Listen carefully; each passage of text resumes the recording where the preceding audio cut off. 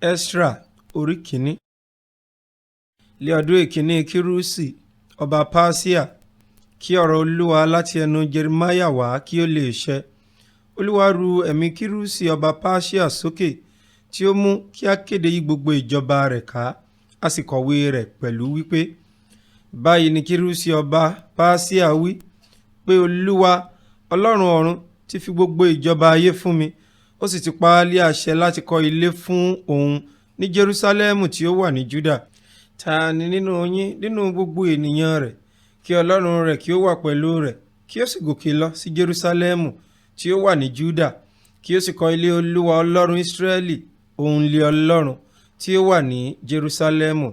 Àti ẹnikẹ́ni tí ó kù láti ibikíbi tí ó ti ń gbé, kí àwọn ènìyàn ibùgbé rẹ̀ kí ó fi fàdákà ràn án lọ́wọ́ pẹ̀lú wúrà àti pẹ̀lú ẹrù àti pẹ̀lú ẹran ọ̀sìn, pẹ̀lú ọrẹ àtinúwá fún ilé Ọlọ́run tí ó wà ní Jerusalẹmu.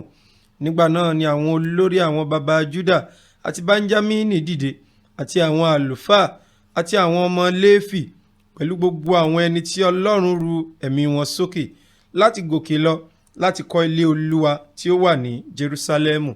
Gbogbo àwọn tí ó wà lé agbègbè wọn sì fi ohun èlò fàdákà ràn wọ́n lọ́wọ́, pẹ̀lú wúrà, pẹ̀lú ẹrù àti pẹ̀lú ẹran ọ̀sìn àti pẹ̀lú ohun iyebíye, lí àìka gbogbo ọrẹ àtinúwá.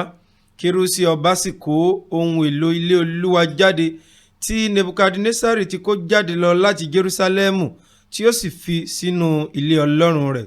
Kírusi ọba Persia sì kó wọ̀nyí jáde nípa ọwọ́ Mitredati, olùṣọ́ ìṣúra.